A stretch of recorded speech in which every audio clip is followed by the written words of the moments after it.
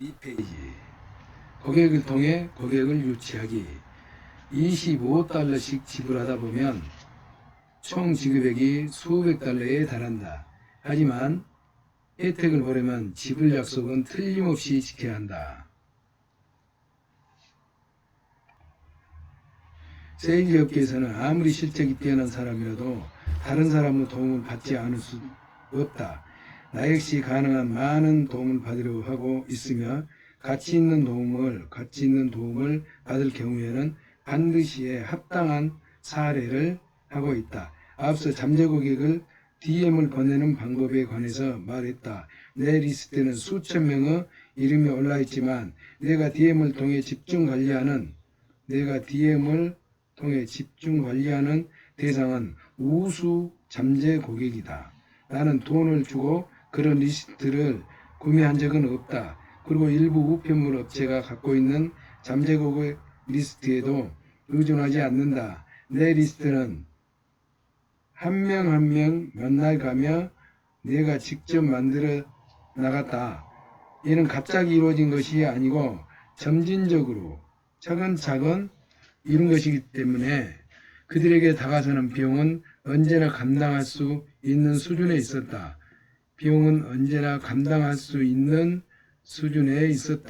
우편 발송 경비가 늘어나면 그만큼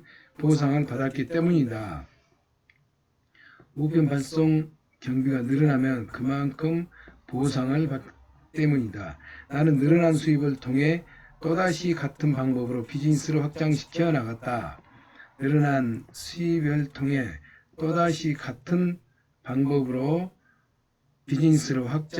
나갈 수 있었다. 하지만 앞서 말했듯이 이는 일종의 투자다. 우편 발송은 통해 열매를 얻기 전까지는 우편 발송 비용 중 일부를 부담해야 한다. 하지만 나는 이를 통해 직접적으로 수입을 확대하는 결과를 얻었을 뿐만 아니라 나를 돕고자 하는 고객들의 귀중한 선호도 얻을 수 있었다. 나는 나를 대신해서 고객을 유치하는 사람을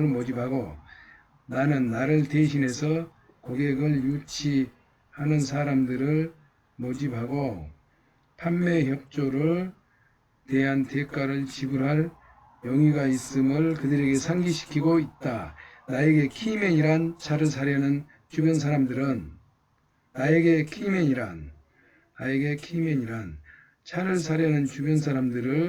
나에게 보내주는 고객을 일컫는 말이다. 나는 이런 식의 판매가 성사되면 그 대가로 한 건당 25달러씩 지불한다. 내가 판매 알선 고객에게 지불하는 돈은 선지급하는 돈이 아니기 때문에 투자가 아니라 세일즈 경비로 볼 수 있다. 그리고 25달러 중에서 내가 실제로 부담해야 하는 돈은 그 절반의 12.5달러이다. 나머지 12.5달러는 소득세 공제받기 때문이다. 또 그 대리점에서는 이처럼 판매 알선 고객에게 지불하는 돈의 절반을 대리점 측에서 부담하기도 한다. 나는 키맨에 대한 사례금 지급 약속을 철저히 지키고 있다.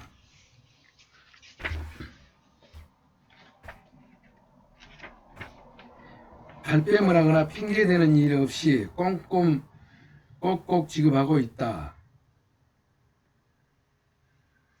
만약 어떤 사람이 자기 이름을 내 명함 뒤에 적은 걸 잊어버린 채 누군가를 내게 보냈는데 고객 역시도 누구 소개로 왔다는 걸 깜박하고 말하지 않았다. 치자. 판매가 이루어진 뒤에 나는 이런 전화를 받게 될 것이다. 스털링 존스 씨에게 자동차를 팔았으면서 왜 제게 돈을 보내주지 않으셨습니까? 그러면 나는 이렇게 대답한다. 죄송합니다. 당신 이름이 명함 뒤에 적혀 있지 않았고 존스 씨도 내게 아무 말씀을 하지 않으셨습니다. 아무튼 오늘 오후에 오시면 돈을 받아가실 수 있습니다. 돈을 받아가실 수 있도록 준비해 놓겠습니다. 다음번에는 명함 뒤에 이름을 적어주시면 보다 빨리 돈을 드릴 수 이름을 적어주시면 보다 빨리 돈을 드릴 수 있을 겁니다. 약속 엄수가 호감을 만든다. 세일즈 협조에 대한 대가를 지불하겠다고 고객들에게 약속했으면 반드시 그 약속을 지켜야 한다.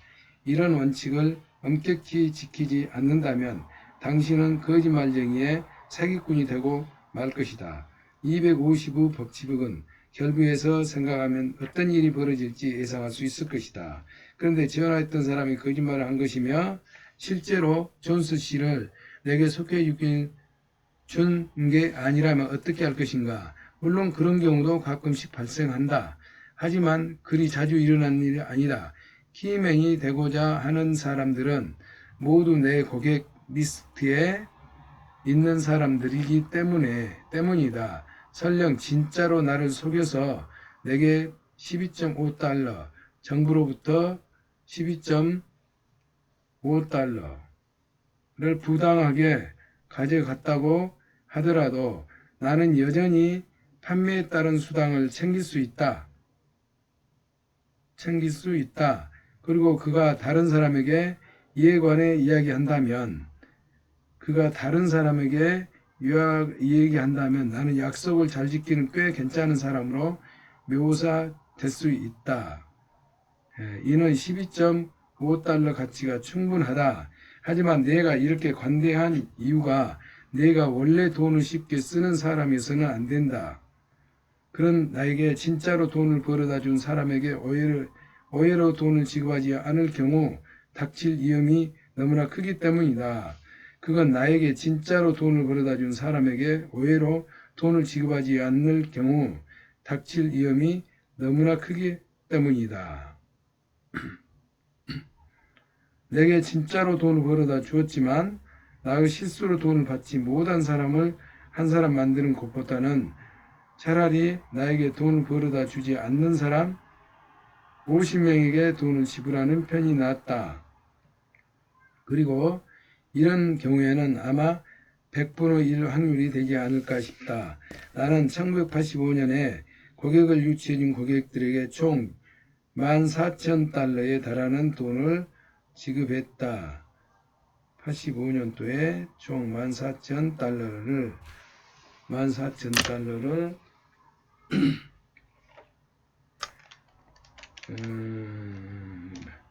14,000 곱하기 1200원은 1680만원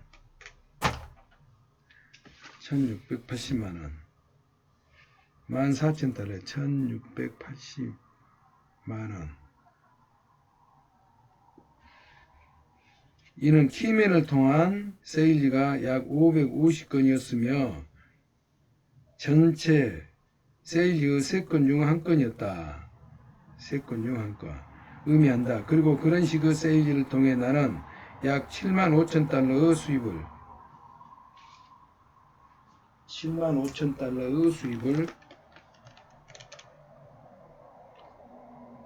75,000 곱하기 1200은 9천만원 100만 9천만원을 $10,000 수입을 올릴 수 있었다. 결과적으로 생각해보면 75,000달러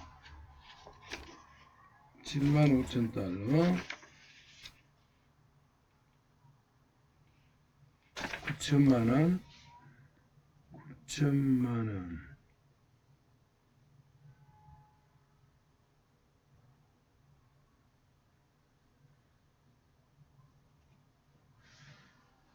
수익을 올리기 위해서 1,400만 달러 1680만원 1680만원 투자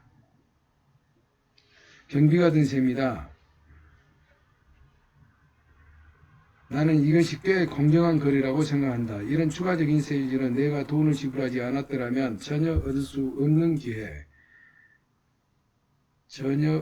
없는 기회로 때문이다. 그럼 나를 위해 세일즈 기회를 제공해 줄 사람들은 어디서 찾아야 할까? 당신도 내가 하는 방식대로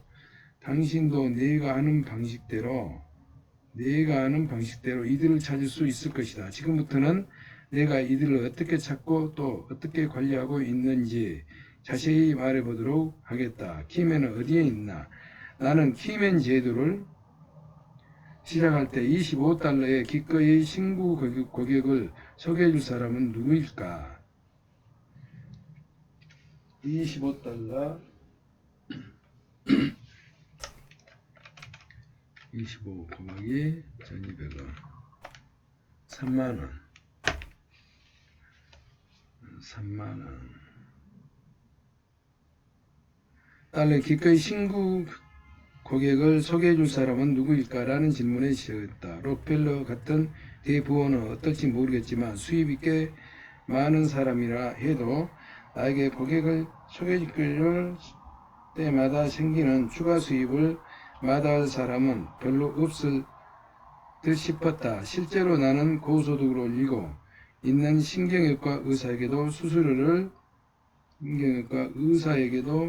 수수료를 지급한 적이 있으며 여러 사람들을 소개해준 몇몇 사람 목사들에게 꽤 많은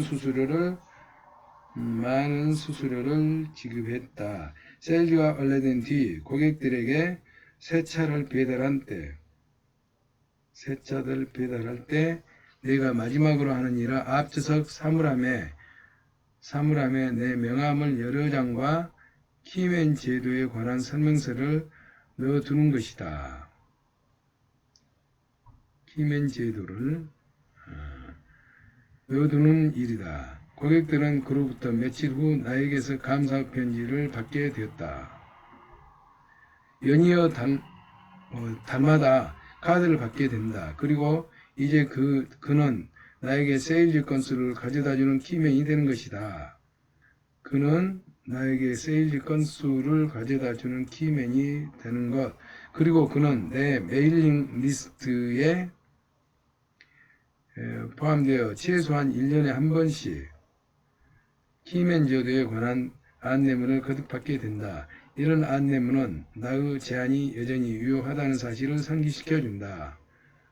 나의 제안이 여전히 유효하다는 나의 거래에서 만족스러운 결과를 얻은 고객은 분명 다른 세일즈 원천이 된다. 그런 고객들은 친구와 친척들에게도 역시 좋은 거래를 추천하고 싶어 한다. 좋은 거래를 추천하고 싶어 한다. 그리고 계속 다른 사람으로 범위가 확대되어 간다. 난 특히 고객이 어떤 단체의 지도자이거나 어떤 단체의 지도자이거나 다른 사람들에게 영향을 발휘하는 사람일 경우 특히 공을 들여 좋은 거래를 맺고 그를 나의 키맨을 만들고자 노력한다. 예를 들어 무슨 단체장이나 노조연맹 지부장 같은 사람들은 자기 회원들은 물론 다른 지역의 간부들에게까지 영향력을 미치는 사람들이다. 이들은 정치적인 사람들이기 때문에 사람을 많이 만나고 그들로부터 지지를 얻어내기 위해 노력한다. 어떤 면에서 그들은 우리와 같은 상황이 있는 사람들이라고 할 수 있다. 그들은 자기 분야에서 자기 자신을 팔고 있는 세일즈맨이다. 자기 분야에서 자기 자신을 팔고 있는 세일즈맨. 어떤 면에서 자기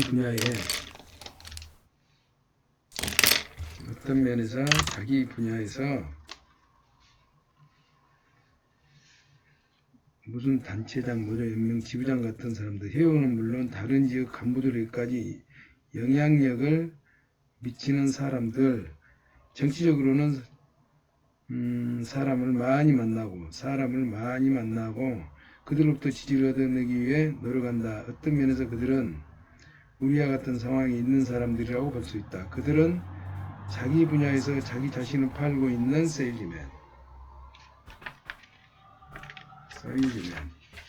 세일즈맨이다.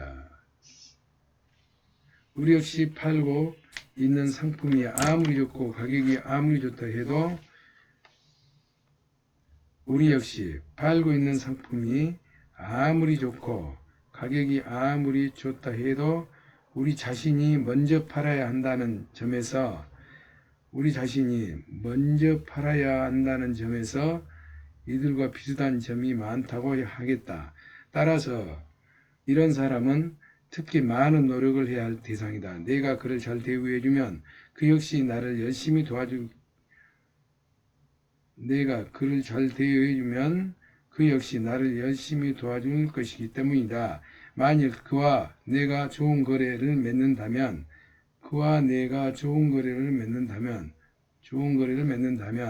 자신의 지지자들에게도 좋은 거래를 맺게 해주고 싶을 것이다.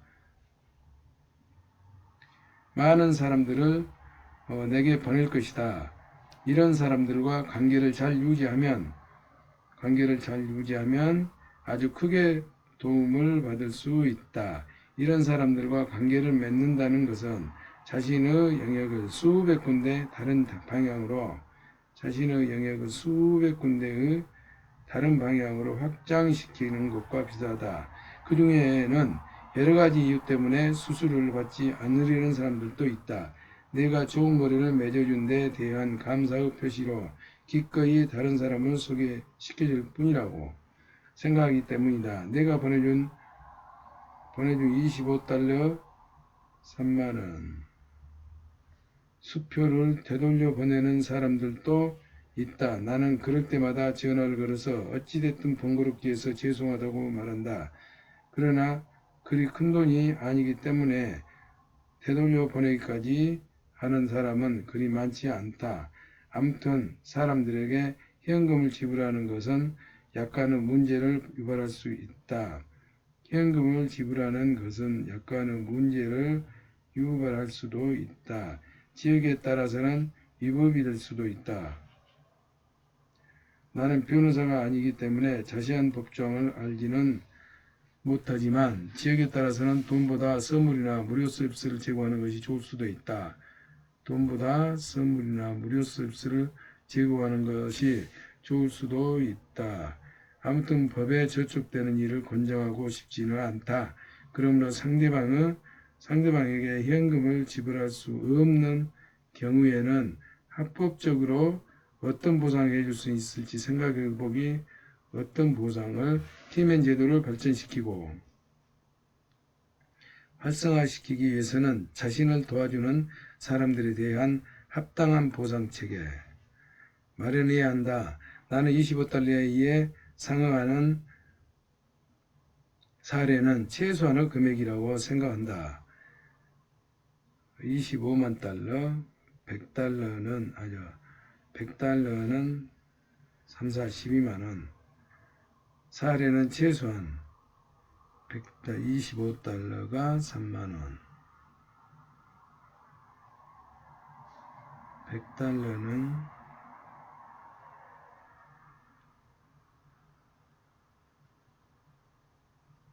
100달러는 3, 4, 12만원.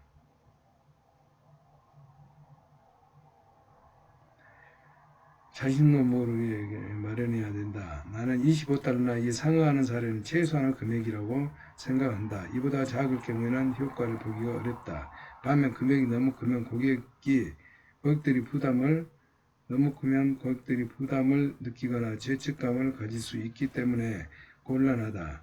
나는 사람들이 보상을 받았다고 느끼고 감사의 마음이 우러나오기를 바랄 뿐이지 죄책감으로 느끼게 만들고 싶지는 않다. 소개 부탁은 서로에게 좋은 일이다. 사례를 표시한 제공하는 현금을 받지 않겠다고 말하는 사람에게 나는 조금 다른 방법을 사용하고 있다. 누군가가 소개를 찾아오는 고객과 계약을 체결하면 소개해준 사람에게 전화를 걸어 감사 뜻을 표한 다음 25달러짜리 수표를 우편으로 보내드리겠다고 말한다. 만약 상대가 직장 규칙이나 다른 이유로 현금을 받을 수 없는 상황이라면 다른 좋은 방법으로 사례하고 하고 싶다고 말한다. 그리고 그가 가족과 함께 식사할 수 있는 무료 식권을 보낸다. 이런 방법도 싫어하는 사람에게는 언제든 차를 몰고 우리 대리점에 오면 무료 서비스를 받을 수 있다는 쪽지를 보내준다. 대리점에 오면 무료 서비스 받을 수 있다는 쪽지를 써서 보낸다. 이와 유사한 방법으로 혹시 생길 수 있는 문제를 피할 수 있다. 하지만 대부분의 경우 직장이 아닌 집으로 수표를 보내면 별 문제가 되지 않는다. 어떤 업종에서는 거래 알선 고객에 대한 금전적 보상이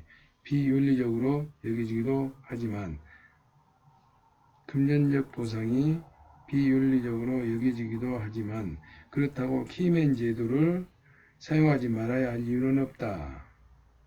세일즈맨제는 항상 세일즈맨을 다른 사람들로부터 소개를 많이 받으면 받을수록 돈을 많이 벌게 될 것이라고 말한다. 세일즈 매니저는 항상 세일즈맨들이 다른 사람들로부터 소개를 많이 받으면 받을수록 돈을 많이 벌게 될 것이라고 말한다. 사실 이는 고객에게도 좋은 일이다. 사람들은 다른 사람을 돕는 것을 좋아한다. 사람들은 좋은 거래나 좋은 세일즈맨에 대해 주변 사람들에게 곧잘 말한다. 당신에게서 좋은 대접을 받은 사람들은 자기 친구들에게 당신에 대한 좋은 평판을 전할 것이다. 그리고 자신의 소개로 친구도 똑같은 거래를 한다면 자기가 남을 도왔다는 생각이 뿌듯해진다. 또 많은 사람들은 최근 자신이 어떤 물건을 구매했는지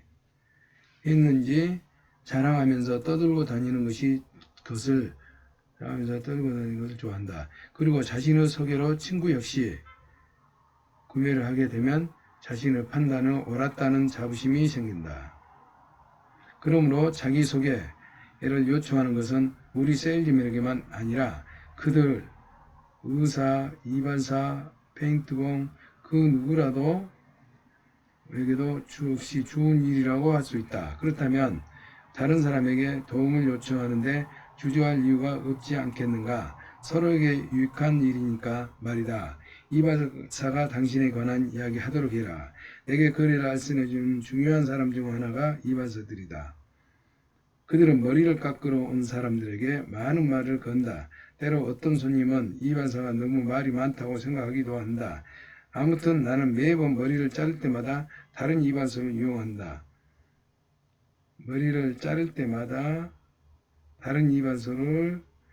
이용한다.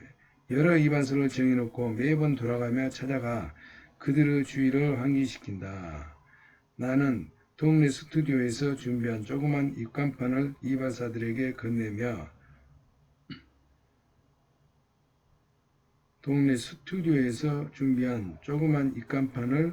이발사들에게 건네며 관계 구축을 시작한다. 조그만 입간판에는 이렇게 쓰여있다.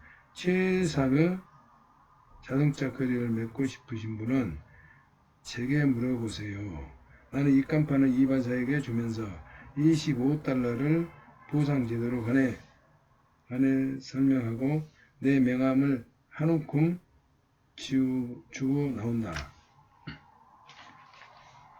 입간판에 시보레 자동차라는 말은 써있지 않다. 사실 나는 이발사에게 고객 중에 다른 자동차 메이커 제품을 팔고 있는 세일즈맨이 있다면 그에게도 $25 수수료를 요구하고 그 사람의 입간판도 받아두라고 말한다. 그렇게 하면 누군가가 그 입간판을 보고 그에게 자동차 구입에 관해 물어볼 경우 어떤 종류 차라도 응답해 줄 수 있는 것이다. 손님이 뷰익에 대해 묻든 폭스바겐에 관해서 묻든 포드 자동차에 관해서 묻든 다 응답해 줄 수 있을 것이다. 나는 그에게 추가 수입을 올릴 수 있는 부업을 알려준 셈이다. 앞서 말했듯이 나는 여러 이발사들에게 이러한 제안을 했다. 비단 이발사뿐만 아니라 만나는 사람 누구에든 제안을 했다. 그렇다고 모든 사람들에게 입간판을 나눠준다는 뜻은 아니다. 여태껏 입간판을 나눠준 것은 2%밖에 없다. 하지만 $25를 받으며 나를 특히 열심히 도와준 사람들이 누구인지 알면 당신은 아마 놀랄 것이다. 나를 위해 키맨으로 활동하고 있는 사람들 가운데 여러 부류가 있다. 예를 들어 우리 지역에는 많은 의사들을 고용하고 있는 대형 제약회사가 있는데 이런 회사에 있는 의사들 중에도 나의 키맨이 여러 명 있다. 이들은 고소득자이며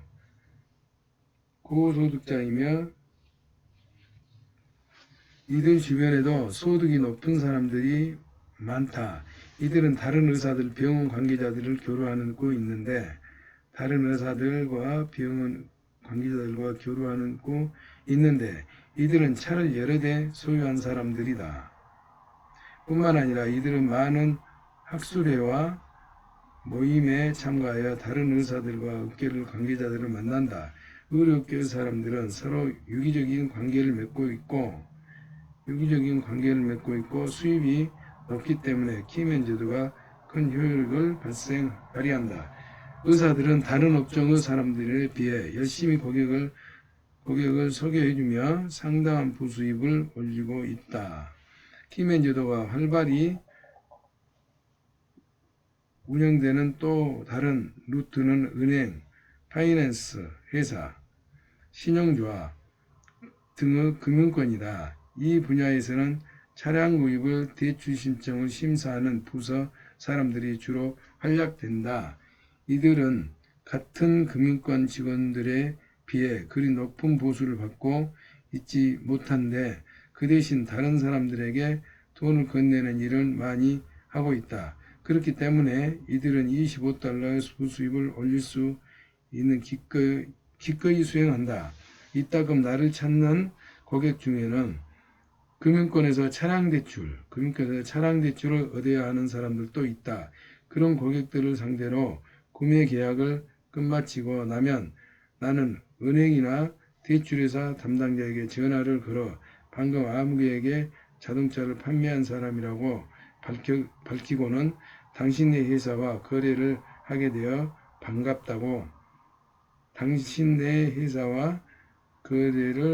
반갑다고 말한다. 그러고는 점심 식사를 같이 하고 싶으며 장소는 상대방 회사 근처라도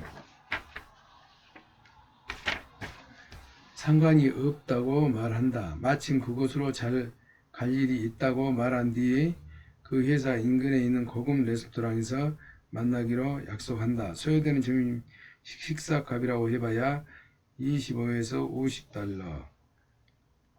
$50가 고작이 아니겠는가. 3만원에서 6만원 겠는가. 이는 필요한 비즈니스 경비일 뿐이다. 이를 계기로 추가 세일즈 기회를 수 있다면 그만한 보상이 충분히 얻을 수 있다. 레스토랑에서 그를 만나면 목적을 이야기한다. 뒷면에 그 사람의 이름이 적힌 명함을 가지고 온 고객이 차를 사면 뒷면에 그 사람이 이름이 적힌 명함을 가지고 오면 온 고객의 차를 사면 $25씩 지불하겠다고 키맨 제도에 대해 설명한다. 이름 적은 명함을 보내기가 부담스럽다면 사람을 보낸 뒤 전화로 그 사람의 이름만 말해주면 된다고 말한다. 나에게 물건을 산 뒤 만족한 고객들이 많다는 것을 보여주기 위해 내가 얼마나 많은 세일즈 실적을 올리고 있는 사람인지도 설명한다. 또한 내가 다른 사람들보다 유리한 조건으로 계약을 체결해주고 있다는 메시지도 전한다. 그렇게 함으로써 다른 세일즈맨으로부터 받은 견적서를 두고 내가 경쟁을 할 수 있는 기회를 얻는다. 경쟁을 할 수 있는 기회를 얻는다. 어떤 고객이 다른 세일즈맨으로부터 받은 견적서를 들고 대출을 신청하러 은행에 왔다고 하자 키맨을 하고 있는 대출 담당자 직원은 견적서 가격을 살펴본 뒤 잠시 양해를 구하고 옆방으로 와서 내게 전화를 건다. 고객이 사려는 차량의 종류와 옵션 그리고 가격을 내게 이야기해주면 나는 재빨리 더 할인된 가격을 계산해 낸다. 나는 어떻게 해서든 기존 견적가보다 $50점 6만원 싸게 해주려는 노력한다. 내가 $50점 싼 가격을 뽑아주면 그 은행 직원은 고객에게 돌아가 조지라드에게 사면 $50 더 싸게 같은 자동차를 살 수 있다. 고 이야기한다. 만약 추가 할인 기능이 가능 금액이 $25를 밑돈다면 그 고객은 나에게 찾아올 필요성을 느끼지도 못할 것이다. 왜냐하면 다른 세일즈맨에게 $10, $20쯤을 계약금으로 걸어뒀을지도 모르기 때문이다. 그렇지만 $50를 싸게 살 수 있다면 계약금을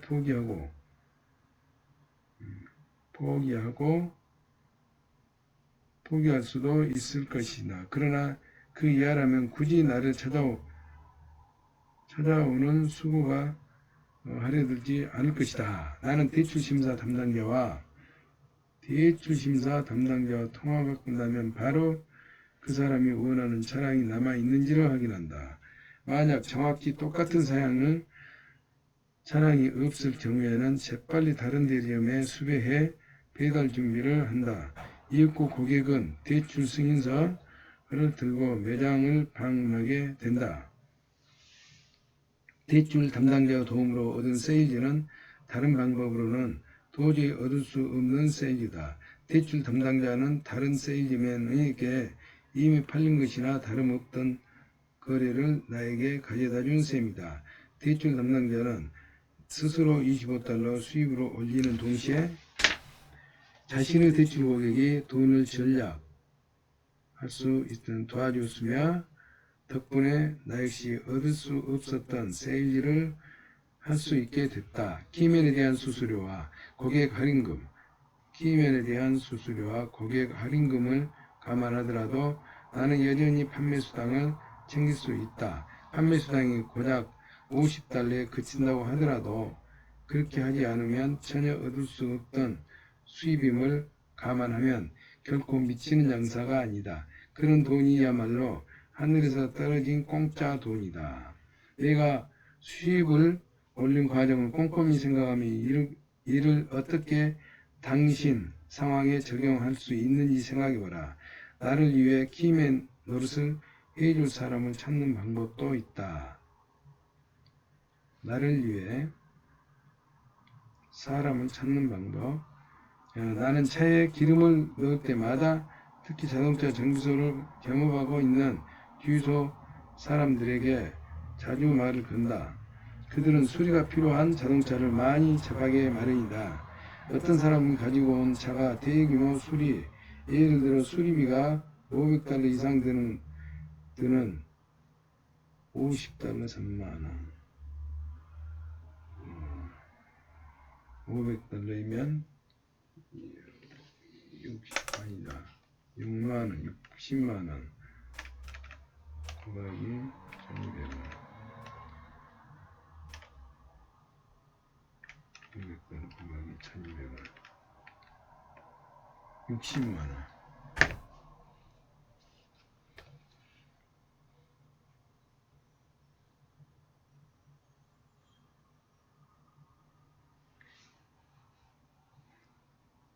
판정되면 그 주인은 낡은 차를 수리하느니 차라리 새 차를 사겠다고 마음먹을 수도 있다.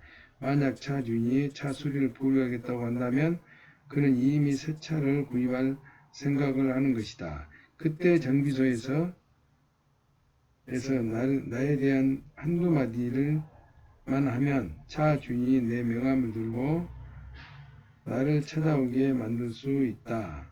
정비소 주인이자 나의 키맨 역할을 하는 사람은 당장 수리비를 받지 못하겠지만 대신 뜻하지 않았던 $25를 벌 수 있게 된 셈이다. 키맨스댐 세부 원천료가 나는 자동차 견인 서비스를 하는 사람들과 자동차 수리를 하는 사람들이다.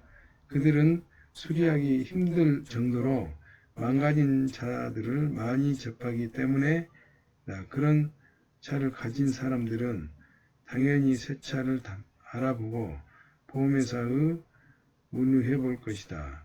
자동차 보험회사의 사고처리 부서와 세일즈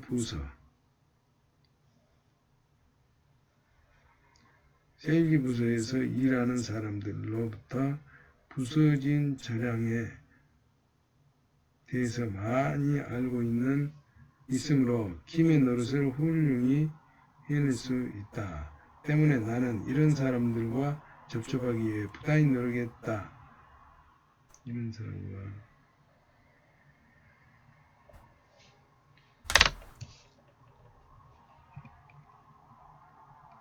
당신 역시 고객의 키맨이 되라. 접촉을 해서 수수료 지급 원칙에 대해 알려주고 내 명함을 전달한 다음에는 키맨과 약속인 연락을 취해야 한다. 판매가 부진하다 싶을 때 여유 시간이 나면 키맨 역할을 해주는 사람의 파일을 둘러보면서 별다른 실적이 없는 사람이 누구인지 살펴본다. 그리고 전화를 걸어 이런저런 얘기를 나누다가 왜 최근에는 소개가 뜸한지 그 이유를 물어본다. 어쩌면 상대방은 그 일을 잊고 있는지도 모른다. 새로 포섭된 사람이라면 나에게 고객을 소개해주는 일이 아직 익숙하지 않을 수도 있다. 나를 위해 키맨 역할을 해주는 사람들 중에는 기회가 있을 때마다 이를 잊지 않고 포착하여 꾸준하게 잠재 고객들을 보내오는 사람들이 있다. 그러나 관계 초기에는 물론 오랜 시간이 흐른 뒤에도 꾸준히 이를 상기시키고 관리를 해야 할 필요가 있는 사람들도 있다.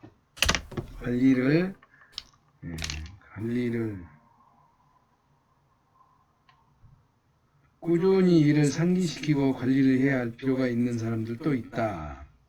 관계 초기에는 물론 오랜 시간이 흐른 뒤에도 이 $25의 추가 수입을 얻을 수 있는 습관을 얼마나 잘 들이냐에 달려 있다.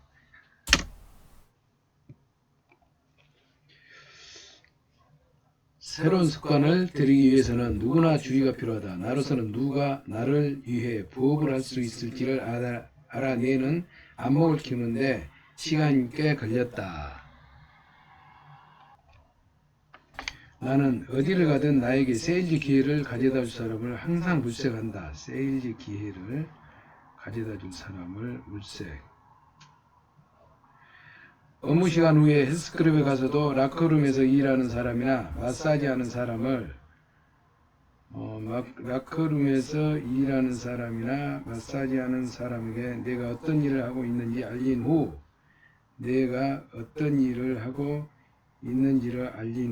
여러 장의 명함을 건넨다. 이들이 주선 없이도 직접 다른 회원들을 상대로 세일즈할 수 있지만 그래도 가능한 기회는 항상 주셔야 한다고 생각한다. 어떤 경우에는 예상치 못했던 큰 기회가 오기 때문이다. 예를 들어보자. 어느 날 어떤 차가 가격을 모르는 전화가 걸려온다. 이런 전화를 하는데 대하는 태도는 세일즈맨마다 가지각색이겠지만 나는 내가 공급할 수 있는 가격을 바로 전화로 일러주는 편이다.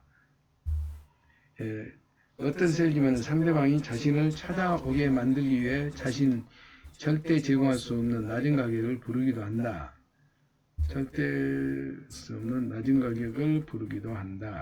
우리는 이를 가리켜 곧 고백하게 될 임시 변통, 곧 고백하게 될 임시 변통이라고 부른다. 어떤 이들은 이를 고객 유혹하기라고 부른다. 이는 물론 손님이 다른 곳으로 가는 것을 막기 위해서다. 그 고객이 실제로 매장을 방문하면 세일즈맨은 전화를 말했던 것과는 다른 모델로 바꾸거나 다른 옵션으로 선택하도록 유도한다. 전화로 알려줬던 가격은 세일즈 매니저의 승인을 받기 어렵기 때문에 자신의 돈으로 일부를 메워 넣어야 하기 때문에 세일즈 매니저의 승인을 받기 어렵기 때문에 돈으로 일부를 메워 넣어야 하기 때문에 고객이 어쩌다 구매를 하더라도 자신이 속았다는 생각을 되게 하게 되므로 이는 결코 좋은 세일즈 형태라기 보기 어렵다. 게다가 고객이 결국 구매를 하지 않고 당신을 사기꾼 정도로 여길지도 모른다. 모를 일이다. 그 다음에는 어떤 일이 벌어질까? 당신에 대한 나쁜 평판을 250명의 사람들이 듣게 될 것이다. 세일즈맨이 제시할 수 있는 가격 범위에 대해서는 뒤에도 별도로 살펴보겠지만 여기서는 일단 자동차 세일즈맨이 잠재 고객에게 제시할 수 있는 가격대는 매우 광범위하다는 사실만을 지적하고 싶다. 왜냐하면 자동차 모델에 수십 종류가 있고 제각각 여러가지 옵션이 있으되 기타 요소들의 조합으로 수백 심지어 수천 가지의 가격 조합이 만들어낼 수 있기 때문이다.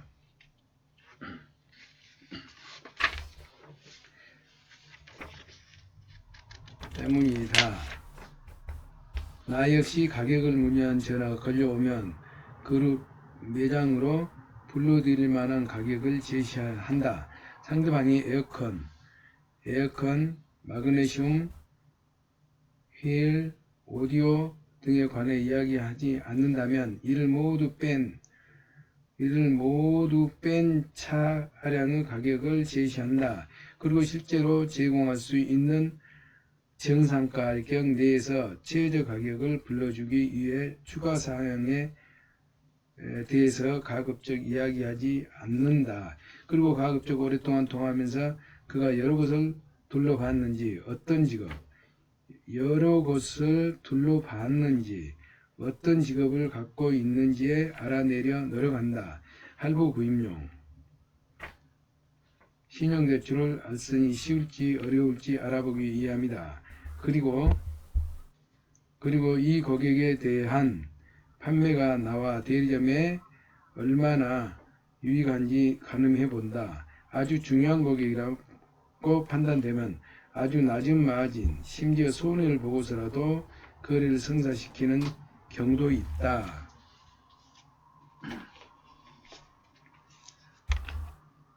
고객도 있다. 사람에게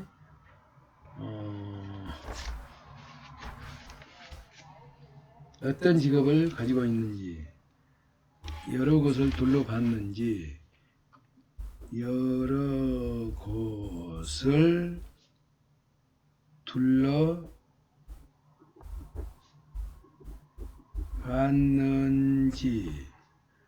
또 어떤 직업을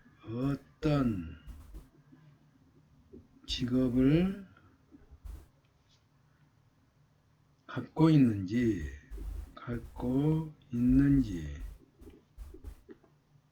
알아내려고 노력한다. 할부 구입용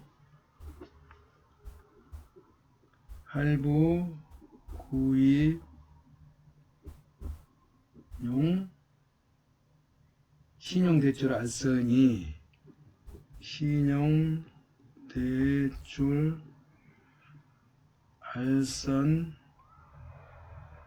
쉬울지 어려울지 알아보기 위함이다. 그리고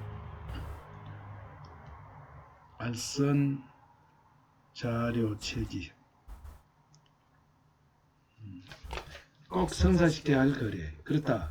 원가 이하로라도 판매할 가치가 있다고 생각되는 잠재 고객에게는 내 수당을 몽땅 포기하거나 심지어 내 돈으로 대리점 측의 손해를 보전해 가며 미치고 파는 경우도 있다. 한 번은 전화를 걸어 자신이 원하는 자동차를 정확히 집어 이야기하는 고객이 있었다. 나는 그가 이미 다른 대리점을 많이 둘러봤을 것을 알 수 있었다. 그는 자신이 받았던 가장 낮은 견적 가격을 내게 제시했다. 그 가격은 손해를 보고 팔아야만 가능한 가격이었다. 나는 우리에게 정말 중요한 고객이라고 생각된 경우에는 손해보고서라도 판매를 성사시키기로 대리점 측과 사전에 약속을 해놓았다. 그래서 우선 대리점의 허가를 얻은 후 손해를 본 부분만큼은 내가 보존하기로 하고 그에게 차를 팔았다. 물론 그런 상황이 자주 있어서는 좋을 리는 없다. 나는 차를 팔면서 친구를 만드는 걸 좋아하기는 하지만 돈 역시 벌어야 하기 때문이다. 하지만 어떤 고객은 너무 중요해서 내가 손해를 보더라도 판매할 가치가 있다. 이럴 때는 대리점 역시 그로부터 당장의 이득을 보려 하지 않는다. 대리점으로서는 최소한 원금을 받을 수 있고 재고도 줄일 수 있기 때문에 그리 손해를 많이 보는 것은 아니지만 왜 이런 가격에 거래를 해야 하는지 대리점에서 제시해야 한다. 전화를 건 사람은 큰 시보레 부품 공장에 있는 노동조합 지부장으로 밝혀졌다. 그는 시보레 자동차를 소유하고 있는 많은 사람들에게 영향력을 갖고 있는 인물이다. 시보레 공장의 근로자들은 시보레 자동차 이외의 공장 주차장에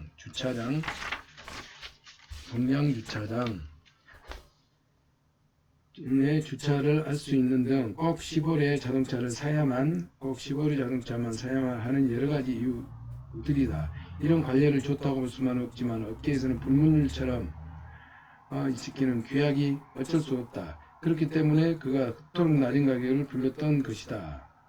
나는 우선 그가 제시한 가격이 얼마나 낮은 가격인지 말해주고 매니저에게 판매 가격 승인을 요청했다. 매니저의 승인을 얻은 나는 그 고객이 대리점 가격보다 $50 낮은 가격을 제시했다. 그는 내가 제시한 가격이 다른 대리점의 견적서가 보다 낮으며 내가 손해를 보고 판다는 것을 파악했다. $50.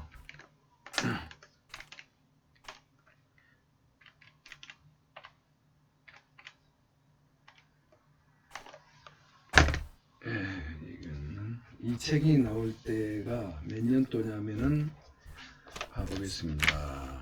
지금 현재는 6만 원이겠지만은 이 책이 나올 때가 몇 년도냐 하면은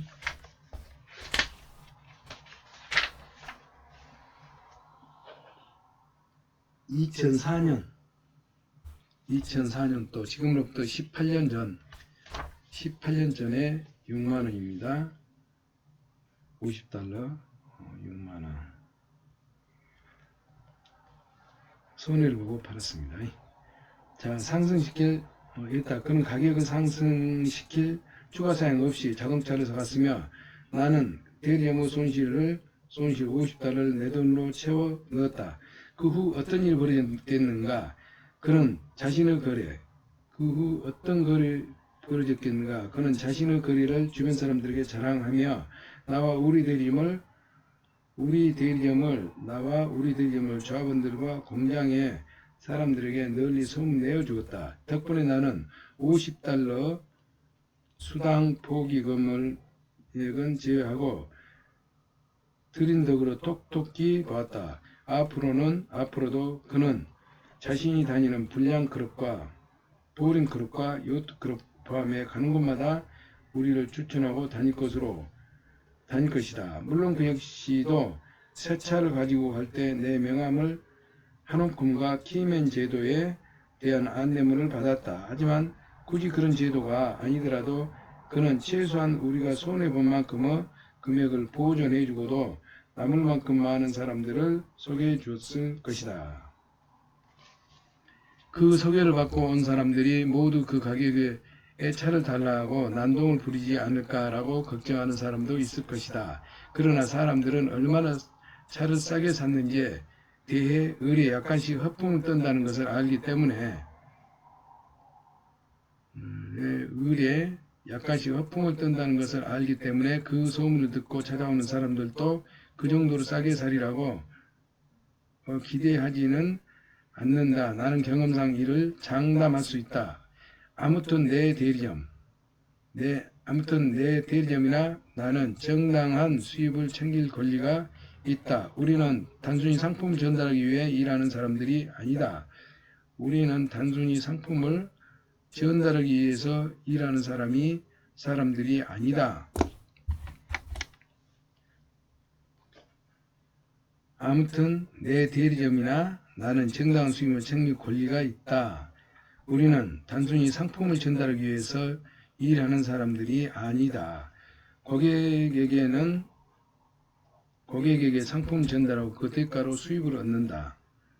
고객에게 상품을 전달하고 그 대가로 수입을 얻는다. 그렇지만 경우에 따라서는 수입을 포기하는 것이 미래의 매출 수익 향상을 위해 미래의 매출과 수익 향상을 위해 최선의 방법이 될 수도 있다. 이처럼 고객의 소개로 단 한 건의 정상적인 세일만 이루어진다고 해도 그로부터 입은 손해 이상을 보전할 수 있다. 내가 $50짜리 실을 뿌릴 때에는 수십 건 이상의 거래를 추가로 거둘 수 있다고 예상하기 때문이다. 또한 $50는 비즈니스 경비이기 때문에 세금 정산할 때는 절반을 환급받을 수 있다. 비즈니스 경비이기 때문에 세금 정산할 때는 한 $50는 비즈니스 경비이기 때문에 환급받을 수 있다. 당신은 경찰관, 보안관, 소방수들에게 자신들이 주최하는 행사특혜를 구매해달라고 요청을 많이 받아보았을 것이다. 어떤 곳에서는 우체부들도 그런 행사를 주최하곤 한다. 나는 당신이 특히 세일즈하는 사람들이라면 여러가지 이유에서 그들의 요청을 거절하지 않는 감각을 가졌으리라 확신한다. 이들은 1등급 키맨이다. 때문에 그런 기회를 오면 그들의 티켓을 사면서 한 움큼의 명함을 건넨다. 그리고 $25의 보상정책에 관해 설명한다. 동종업계 모임에서도 마찬가지다. 나는 $25 보상정책을 설명한다. $25 보상정책에 대해서 설명한다. $25 보상정책.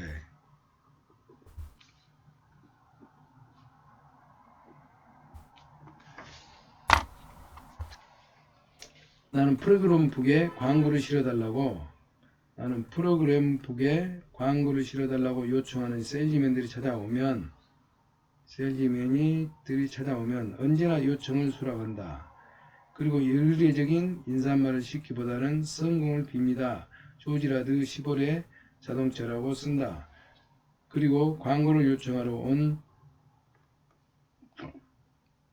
사람에게 내 명함을 한 묶음을 건넨다. 그리고 시간이 되면 그들의 행사장에 참석한다.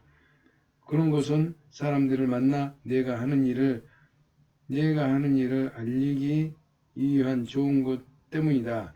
치과 의사들이나 보험 세일즈맨 등 많은 사람들이 이런 모임을 자주 주최하는데 이런 모임은 비즈니스 구축하는 데 많은 도움이 된다.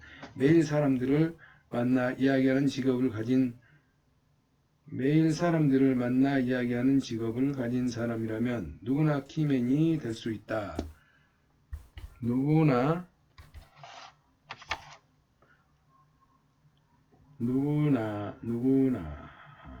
치과 의사나 보험 세일즈맨 등 사람들 모임을 주최하는데 이런 모임은 비즈니스를 구축하는 데 도움된다. 매일 사람들을 만나는 직업을 가진 사람이라면 키맨이 될 수 있다.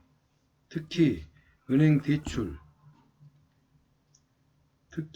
대출계에서 일하는 직원들은 낮은 보수를 받고 있음을 기억하라. 낮은 보수를 받고 있음을 기억하라. 그들은 급여가 낮을 뿐만 아니라 낮은 급여, 보수가 낮은 보수를 받고 낮은 보수를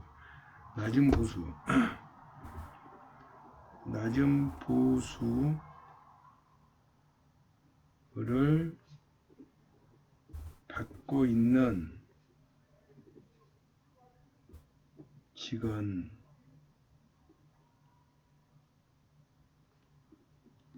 공략.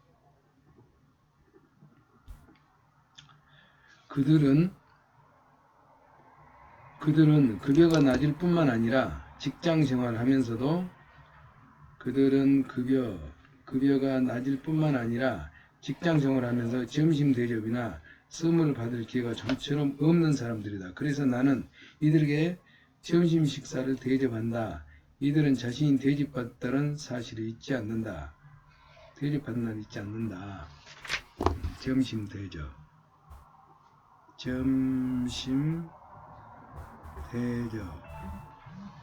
그들 자신의 돈으로 가기는 버거운 식당에 데리고 가서 12달러짜리 식사를 대접하면 좋은 거래가 성립된다.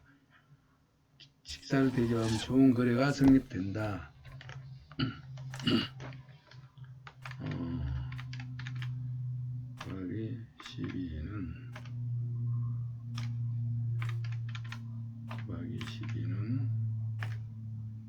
14,400원.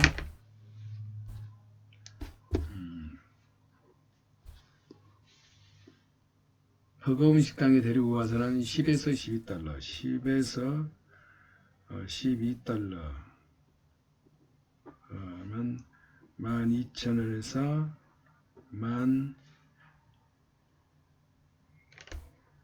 14,400원 짜리 식사를 대접하면 좋은 거래가 성립된다. 물론 그 돈은 세일즈 경비로 향후 공제 가능. 세일즈 경비로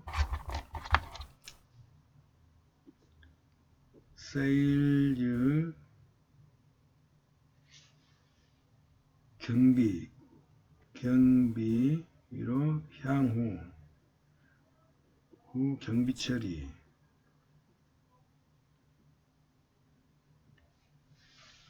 가능.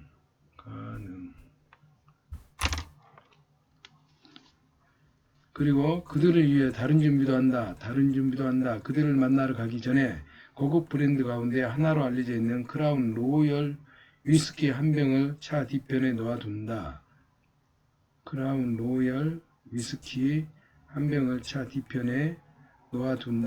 그리고 그와 함께 차에서 나와 작별 인사를 할 때 뒷좌석에 있던 술병을 들고 이렇게 말한다. 참 해리,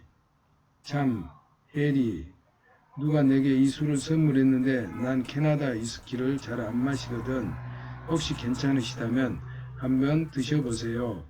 그는 틀림없이 이 제안을 받아들일 것이고 매번 그 큰 병에서 술을 따라 마실 때마다 내 이름을 기억하면서 나를 위해 뭘 해줄 수 있을지 생각할 것이다. 위스키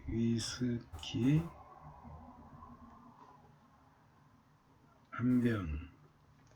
나는 나에게 키맨 시스템을 배워 적용하기 시작한 세일즈맨들에게 불평을 듣기도 한다. 어떤 세일즈맨은 나에게 이렇게 한 달 전에 명함을 주기 시작했는데 아직 한 건도 소개받지 못했습니다. 그럴 경우 내 대답은 항상 똑같다. 인내심을 가지세요. 당신은 방금 씨를 뿌렸습니다. 씨를 뿌리는 일을 계속하세요. 결국 풍성한 결실을 거두게 될 겁니다. 앞서 이야기했지만 나는 키맨 제도를 통해서만 1년에 약 550대 차를 팔았었다. 1년에 550대. 1년에 550대 팔았었다. 원만한 세일즈라면 1년에 그 정도의 세일즈 실적만 올려도 매우 행복할 것이다. 나는 얼마나 많은 것들이 내가 키맨들에게 전한 안내문에서 시작됐는지 정확히 알 수 없다. 평판을 돌고 도는 것이니까 우리가 계속 이런 식으로 노력한다면 그 연결고리가 끝이 없다. 그리고 이 소요되는 경비는 거의 없다시피 하다. 이는 모두 보수적으로 발생하는 비즈니스다. 부수적으로 발생하는 비즈니스다. 생각하는 세일즈맨이 성공한다. 당신의 업무를 계획하라. 그리고 그 계획에 따라 일하라. 세일즈 교육을 받을 때 혹은 그 이후에도 계속 듣게 되는 가장 진부한 슬로건 가운데 하나는 자신의 일을 계획하고 그 계획에 따라 일하라 라는 말이 있다.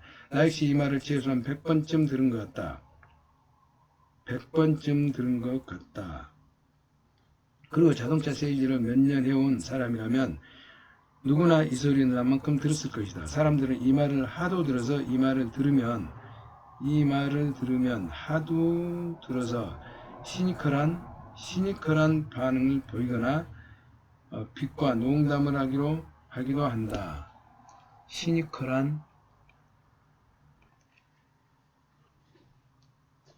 하나는 자신이 하는 일을 스스로 지시해야 한다는 뜻이다. 다시 말해 매장에서 멍하니 대기하고 있다가 자기 차례에 어떤 고객이 걸리느냐에 하는 예부적인 요소에만 세일즈 성패를 맡겨서는 안 된다. 둘째는 필요한 행동을 생각하고 이에 따라 움직인다면 비즈니스를 잘하게 될 거란 뜻이다. 앞서 명함, DM, 키맨, 콜드콜 등을 이용한 세일즈에 관해 말했지만 사람들이 세일즈 하면서 가장 흔히 생각하는 방식에서 가장 흔히 생각하는 방식에 관해서는 거의 논하지 않았다. 마침내 잠재 고객을 대면하게 되었을 때 어떻게 하느냐가 바로 그것이다. 이에 관해서 뒤늦게 자세히 이야기하겠지만 만약 당신이 여기까지만 읽고 앞에서 내가 말한 내용만 실천한다고 해도 과거 어느 때보다도 많은 세일즈 실적을 올릴 수 있을 것. 과거 어느 때보다도 많은 세일즈 실적을 올릴 것.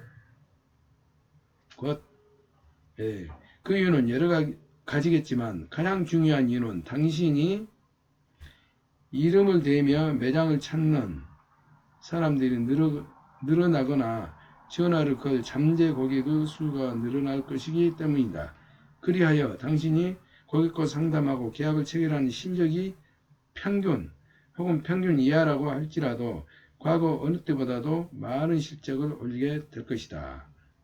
상담을 하고 계약을 체결하는 실력, 세일즈 관건, 기회 만들기. 세일즈 관건, 기회 만들기. 세일즈를 씨 뿌리기와 거두기. 기회 만들기. 유원지 대회전, 회전 관람차의 빈 좌석에 태우기, 손님 태우기 등에 비유했던 것을 상기해보자. 어느 세일즈의 성공률과 가능성에 관한 이야기였다. 사람들과 대면하여 세일즈하는 경우에도 마찬가지다. 늘 하던 방식이 아무런 변화를 주지 않더라도 좀 더 많은 사람을 만나 세일즈 활동을 펼치면 분명히 더 많은 실적을 거두게 될 것이다. 양보다 질이라는 말도 있지만 여기서는 양에만 집중해서 이야기해보도록 하겠다. 나는 지금 아주 진지하게 이야기하고 있다. 당신이 매일 만나는 사람의 수가 당신이 매일 만나는 수가 2배로 늘어난다면 대개의 경우 평소보다 2배의 실적을 올리게 된다. 2배 만나게 된다. 당신이 매일 만나는 사람의 수가 2배로 늘어난다면 대개의 경우 평소보다 2배의 실적을 올리게 된다. 평소 고객을 만나 세일즈에 성공하는 비율이 50%이고 하루에 2명이 만나고 있다면 하루에 한 건의 계약을 성사시키는 셈이다. 이는 아주 기본적인 셈이다. 만약 하루에 만나는 고객 수를 4명으로 끌어올리면 전과 같이 일한다면 세일즈 실적이 하루에 2건이 될 것이다. 고객을 2배로 만나면 실적이 2배로 늘어난다. 우스꽝스럽게 들릴지 모르지만 진심으로 하는 소리다. 평소 하는 일 없이 매장에 앉아서 손님이 오기를 기다리거나 전화가 걸려오기를 기다리는 시간에 생각해보자. 지금껏 당신은 의뢰 그렇거니라고 생각이 왔을지도 모른다. 그리고 특별히 운이 좋은 경우에 아니면 평소 당신이 거두고 있는 실적은 충분히 예상할 수 있는 수치를 벗어나지 않을 것이다.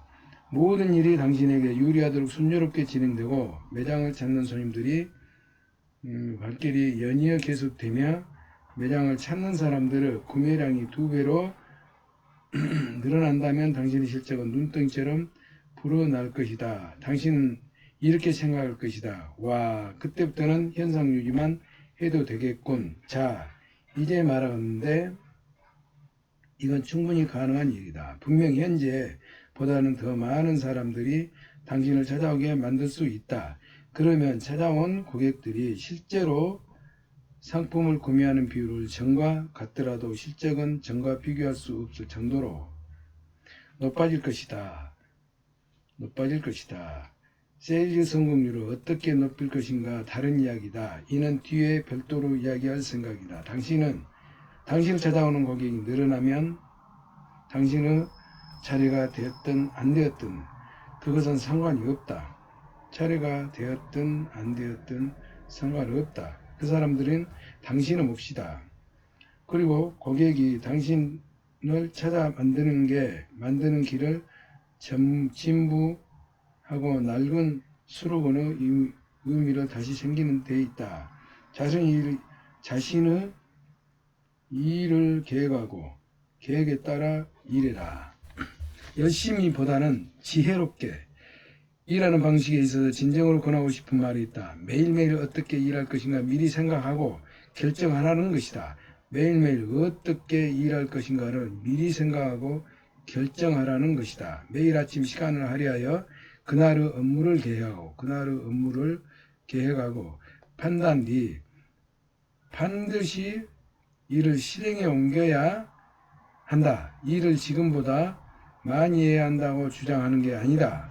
나는 무턱대고 열심히 일하는 데 반대한다. 그보다는 계획적으로 일하라고 말하고 싶다. 지혜롭고 효율적으로 일해야 효과가 있다. 나는 매일 아침 그날 해야 할 일을 계획한다. 가장 먼저 하는 것이 약속 수첩.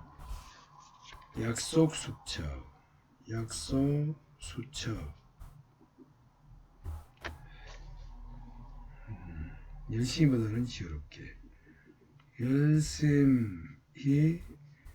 열심히보다는 지혜롭게.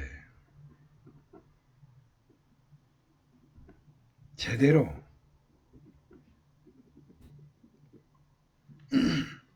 예. 자, 매일매일 어떻게 할 것인가 미리 생각하고 결정. 매일매일 미리 생각하고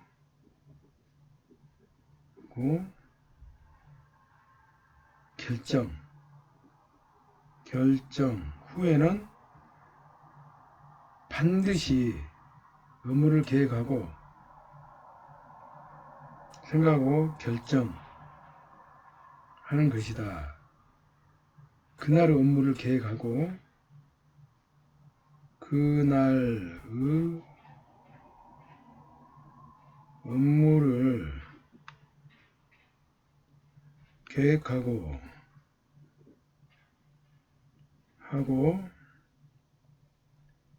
반드시 일을 실행해.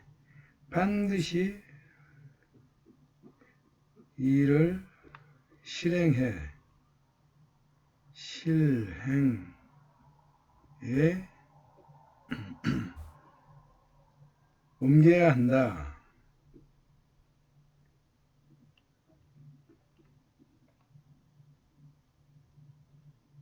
한다.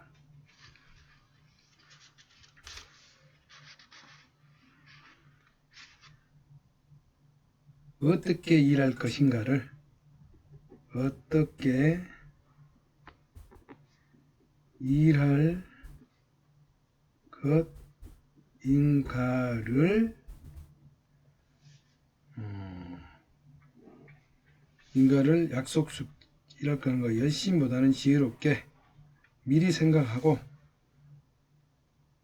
1, 2, 3 이렇게 자, 가장 먼저 하는 약속 수주를 보고 그날 반드시 접촉해야 하는 고객을 확인하는 일이다. 금융회사 대출 담당자와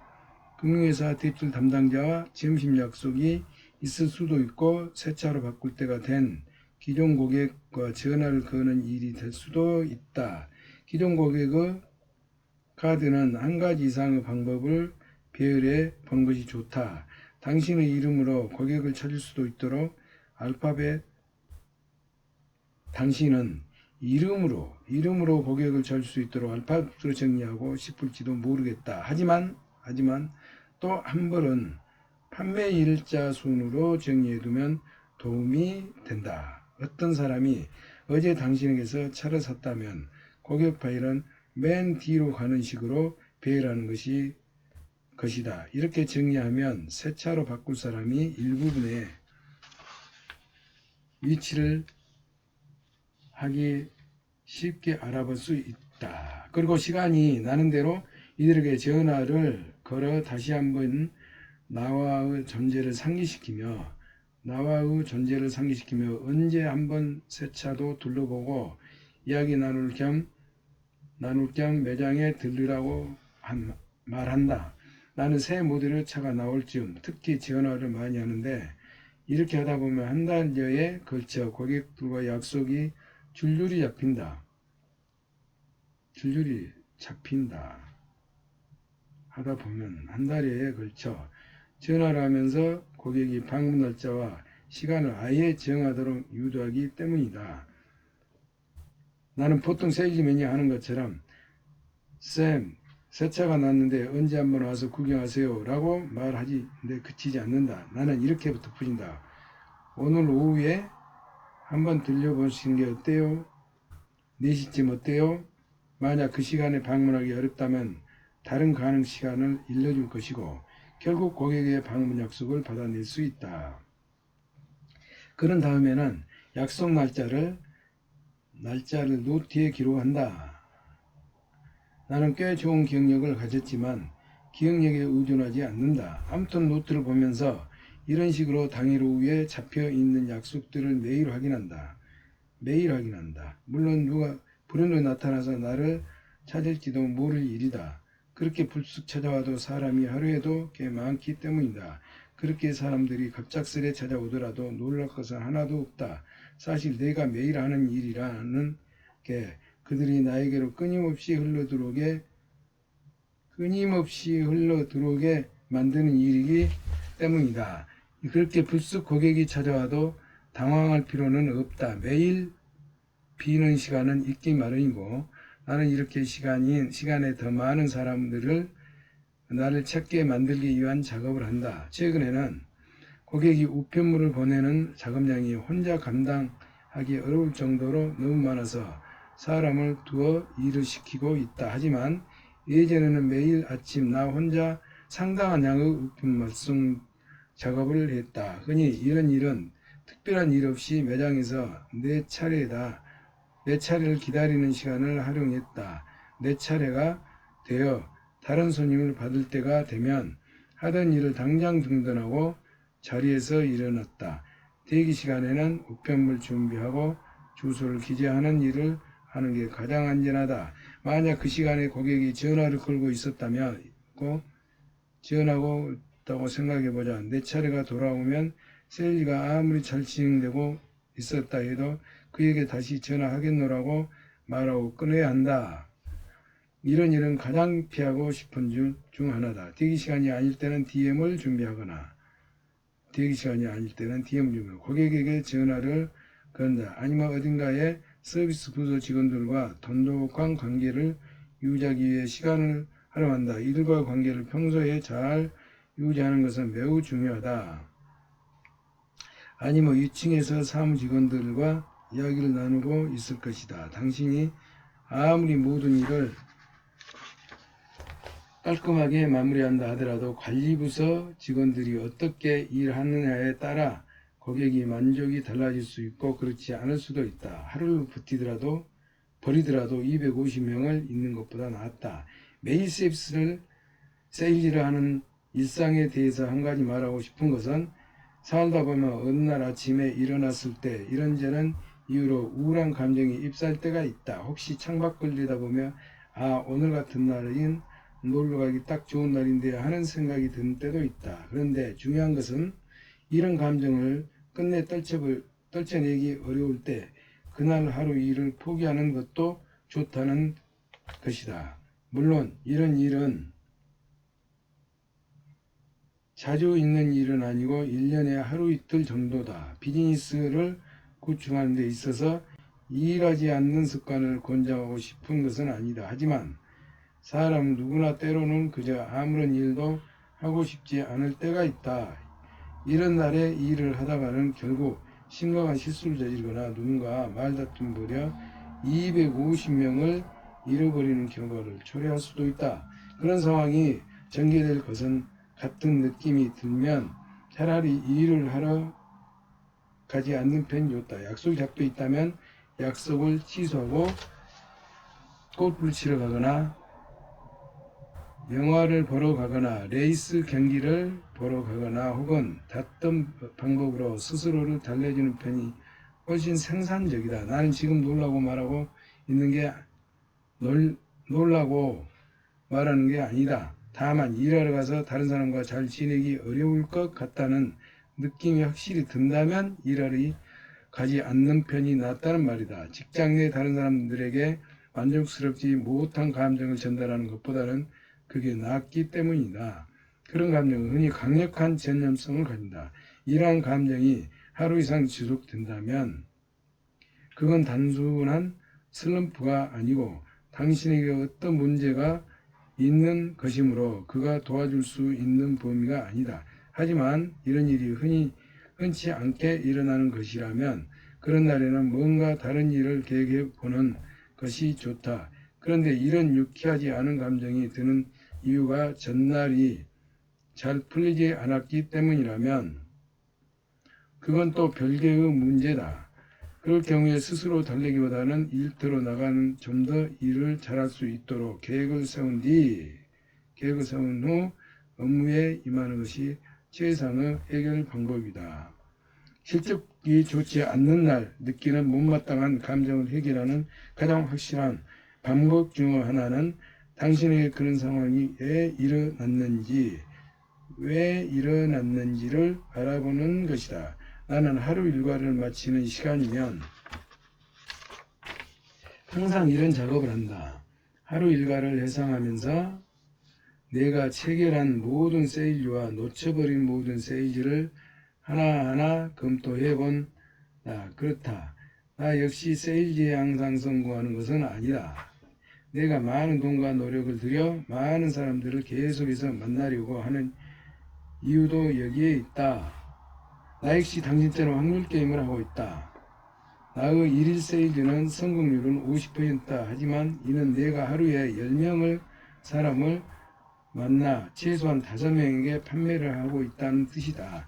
내가 하루에 5명의 차를 판매하는 평균 이상의 성과를 내고 있는 이유는 나의 세일즈 성공을 높여서가 아니라 그만큼 많은 잠재 고객을 만나고 있기 때문이다. 나는 하루 동안의 모든 만남을 하나하나 뒤집어 본다. 판매에 성공했던 상대에게 나는 어떤 말을 했던가. 동부 디트로이트 지역에 온 남자는 왜 내게서 차를 사지 않았을까? 그는 원래 구경만 할 의도였을까? 아니면 그에게 고객을 쫓아낼 만한 어떤 실수라도 한 것일까? 아니면 내가 고객을 쫓아낼 만한 어떤 실수라도 한 것일까? 고객과 고객들과의 만남을 하나하나 분석하기 시작한 초기에는 내가 어떤 실수를 했는지 아무리 생각해도 알 수 없을 경우 그 고객들에게 직접 전화를 걸기도 했다. 그리고 내가 누구이며 왜 전화했는지를 말했다. 그렇게 하면 사람들은 흔히 도와주려는 자세를 보인다. 나는 지금 비즈니스를 배워가는 과정이며 실수에서 배우고자 한다. 대개의 경우 많은 사람들은 포드 자동차나 플리머스 자동차를 보고 돌아가는 길에 혹시 시보레 자동차에도 뭐 별다른 게 있지 않나 하고 들렸을 뿐이라고 말한다. 이는 내가 경쟁에서 충분히 잘해내지 못했다는 뜻이기도 하다. 아니면 다른 곳에서 더 좋은 가격을 제시받았다는 뜻일 수도 있다. 그러면 나는 조심스럽게 그가 선택한 옵션과 기존 차량 보상 금액에 대해 물어본다. 가격에 대한 약간의 제한권을 갖고 있다. 제한권을 갖고 있다. 약간의 제한권을 갖고 있다. 그가 선택한 기존 차량 보상때 물어본다. 가격에 대한 약간의 제한권을 갖고 있는 세일즈맨들은 때로 욕심이 지나친 나머지 종종 약간은 가격에 가르는 무료 품목 제공이 판매를 결정지을 수도 있다는 사실을 잊기도 한다. 자, 확률 게임. 나의 일일 세일즈 여성률은 50%. 하지만 이는 내가 하루에 10명 사람들을 만나 최소한 5명에게 판매를 하고 있다는 뜻. 내가 하루에 5대의 차별을 하는 평균 이상의 성과를 내고 있는 이유는 나의 세일즈 성공률이 높아서가 아니라 그만큼 잠재 고객들을 만나고 있기 때문이다. 매일 하루 업무를 되새겨보는 건 순진한 내 아이디어는 아니다. 훌륭한 업적을 남기려고 성공을 거둔 사람들 중 일부는 이러한 습관을 가지고 있으며 자신들의 성공을 이러한 습관 덕분으로 돌렸다. 이러한 습관 덕분에 적지 않은 도움을 받았으니 당신도 한번 해보기 바란다. 나는 고객을 놓친 이유를 나름대로 짐작해 본다. 그리고 그런 나의 짐작과 고객이 다른 사람에게 물건을 구매한 실제 이유, 고객에게 들은을 항상 비교해 보고자 노력한다. 사람들은 자신의 감정이나 행동에 대해 잘 안다고 생각한다. 나 역시도 그런 경향이 있는데 이는 대부분 착각이다. 그러므로 자신에 대해 좀 더 잘 알기 위해서는 자신의 시각과 상대방 시각을 비교해 보는 것이 참 중요하다. 세일즈맨이라면 고객과 상관된 시각을 가져서는 곤란하기 때문이다. 상반된 고객 똑같은 생각을 하잖아. 성공하기 위해서는 세일즈맨이라면 세일즈는 전쟁에서 승리하기 위해서는 고객과의 간격을 좁혀야 한다.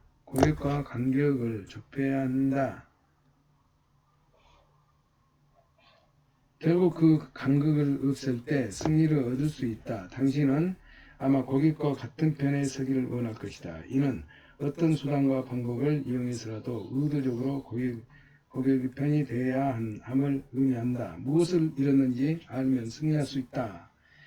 나는 세일즈에 실패할 경우 그 이유를 알고 싶어 한다. 나는 실패 후 원인을 그저 구경만 하려던 손님이었기 때문이야. 치부해버리고 싶지는 않다. 어떤 사람이 자신의 시간을 소모해 가며 매장을 찾아와 둘러보았는지 일단 사실만으로도 이미 부분적으로 세일즈 프로세스가 진행된 상태라고 볼 수 있기 때문이다. 세일즈 프로세스가 진행된 상태. 세일즈 프로세스가 진행되고 있는 상태. 세일즈 프로세스가 진행되고 있기 때문이다.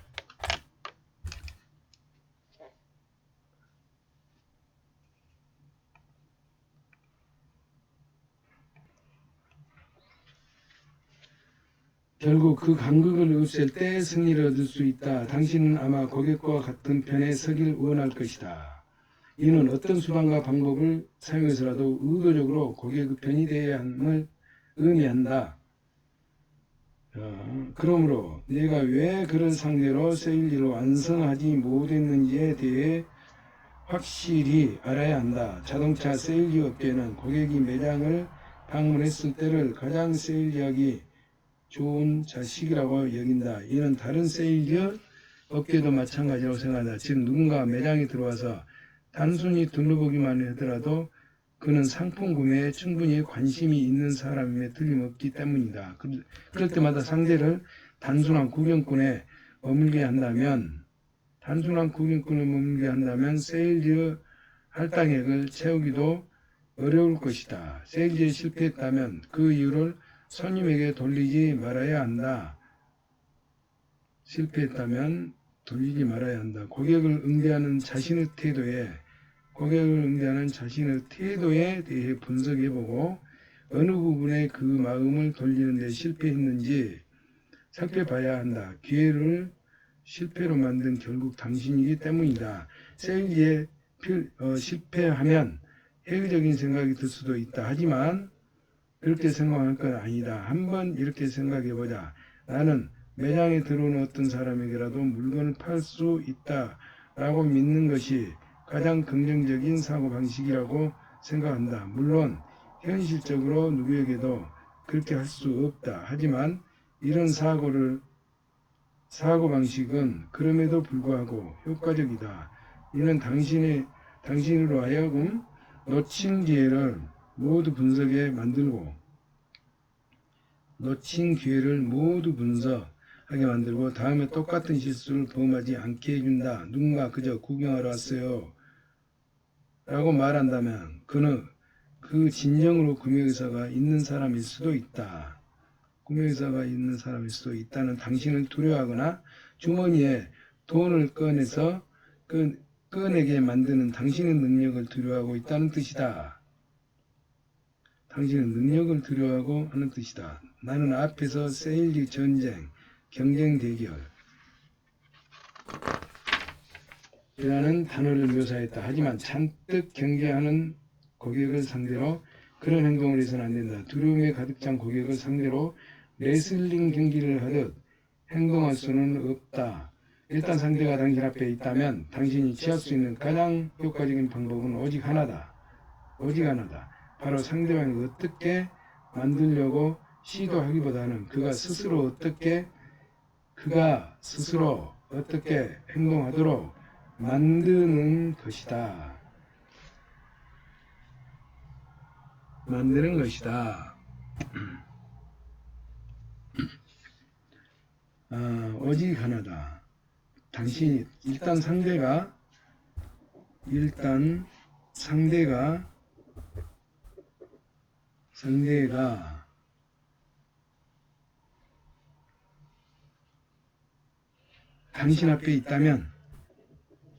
당신 앞에 있다면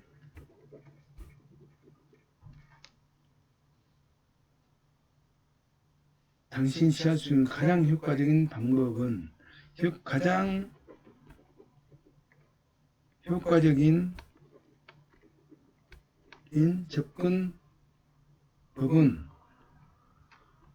접근법은 오직 하나다.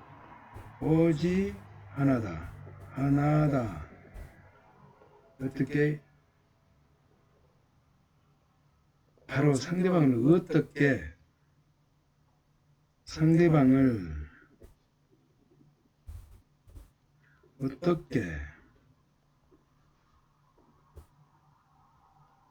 행동하도록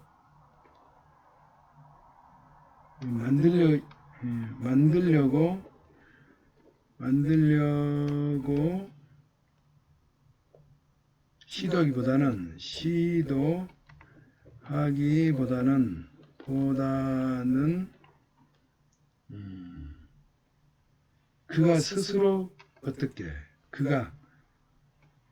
그가 스스로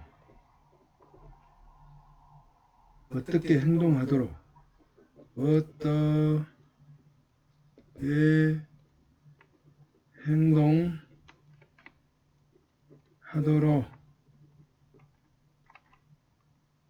만드는 것이다.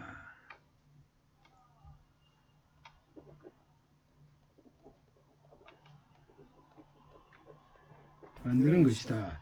그가 매장을 둘러보고 싶어 하든지 무엇에 관해 말하고 싶어 하든지 둘러보고 싶어 하든지 관해 말하고 싶어 하든지 아니면 다른 무언가를 하고 싶어 하든지 하고 싶은 것을 마음껏 하도록 해준다. 그럼 분위기가 좀 더 자연스러워지면서 처음 느꼈던 두려움을 극복하게 된다. 이는 당신이 원하는 바이기도 하다. 어떤 사람들은 나같이 자동차를 많이 팔고 있는 세일즈맨은 고객에게 심한 압박감으로 줄 거라고 생각한다. 심한 압박감을 줄 거라 생각한다. 고객에게 압박을 가하는 세일즈맨은 고객이 물건을 사도록 만들지만 나는 스스로가 사게 한다. 나는 세일즈의 결정적 요인 중 하나는 잠재 고객이 나에게 호감을 느끼게 하고 신뢰하게 만드는 것을 생각한다.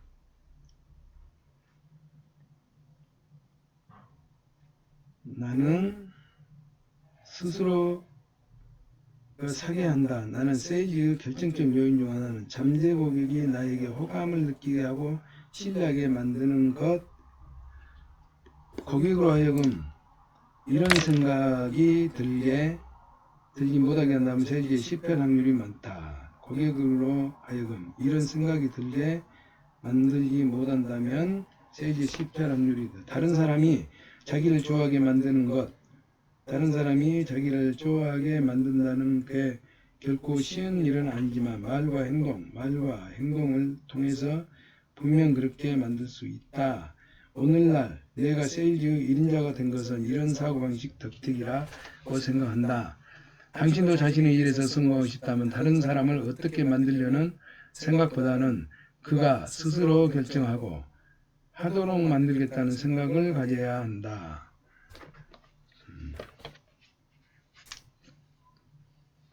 그가 스스로 결정하고 하도록 만들게. 다른 사람을 어떻게 만들려는 생각보다 다른 사람을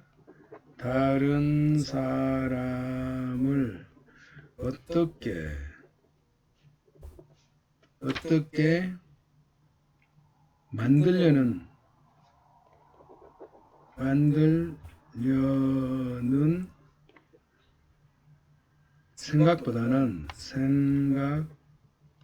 그가 스스로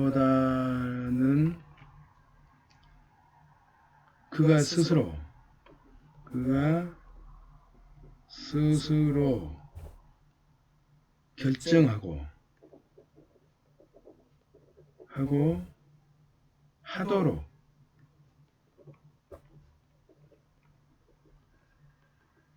하도록 만들겠다는 생각을 하지 않는다. 하도록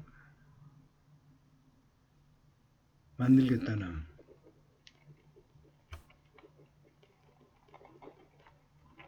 생각을 갖도록